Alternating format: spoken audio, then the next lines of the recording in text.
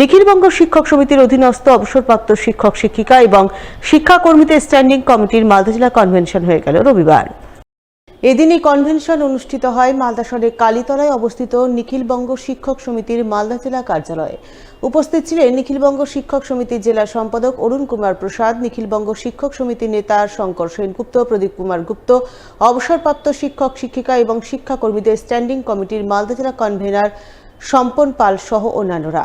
এদিনের কনভেনশনে সাংগঠনিক নানান বিষয় নিয়ে আলোচনা চলে। সেই সঙ্গে অবসরপ্রাপ্ত শিক্ষক শিক্ষিকা ও শিক্ষাকর্মীরা তাদের 12 দফা দাবি নিয়ে নিজেদের মধ্যে আলাপ আলোচনা করেন এবং দাবি আদায়ে আগামী দিনে আন্দোলনের রূপরেখা তৈরি করেন বলে জানা গেছে।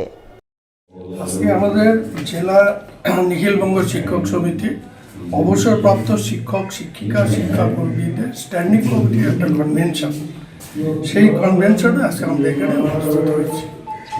ইতিমধ্যে 50-এর উপর শিক্ষক শিক্ষিকা শিক্ষাকর্মী সকলেই অবসরপ্রাপ্ত এখানে উপস্থিত হয়েছে। এখানে সম্মেলনের বিষয় নিয়ে আলোচনা হয়েছে এবং আগামী দিনে এই অবসরপ্রাপ্ত শিক্ষক শিক্ষিকা শিক্ষাকর্মীদের বিভিন্ন দাবি দাওয়া নিয়ে এখানে আলোচনা হয়েছে। পশ্চিমবঙ্গ বিজ্ঞান মঞ্চের বিজ্ঞান অভিজ্ঞা 2024-এর কৃতি ছাত্রছাত্রীদের মধ্যে পুরস্কার বিতরণী অনুষ্ঠান হয়ে গেল রবিবার। এই উপলক্ষে এদিন পশ্চিমবঙ্গ বিজ্ঞান মঞ্চ মালদা শাখার পক্ষ থেকে মালদা টাউন হলে এক অনুষ্ঠানের আয়োজন করা হয়। অনুষ্ঠানে হাজির ছিলেন ইংরেজবাজার পৌরসভার চেয়ারম্যান কৃষ্ণেন্দু চৌধুরী, ডেপুটি সিএমএস2 ডক্টর অমিতাভ মণ্ডল, মালদা কলেজের অধ্যক্ষ ডক্টর মানস কুমার বৈদ্য। এছাড়াও উপস্থিত ছিলেন পশ্চিমবঙ্গ বিজ্ঞান মঞ্চ মালদা শাখার সম্পাদক মনোরঞ্জন দাস, সভাপতি সুনীল দাস সহ অন্যান্যরা। তারা সকলে মিলে এদিন পশ্চিমবঙ্গ বিজ্ঞান মঞ্চ আয়োজিত তৃতীয় থেকে দশম শ্রেণীর ছাত্রছাত্রীদের জন্য বিজ্ঞান ভিত্তিক 2024-এর কৃতীদের হাতে পুরস্কার তুলে দেন।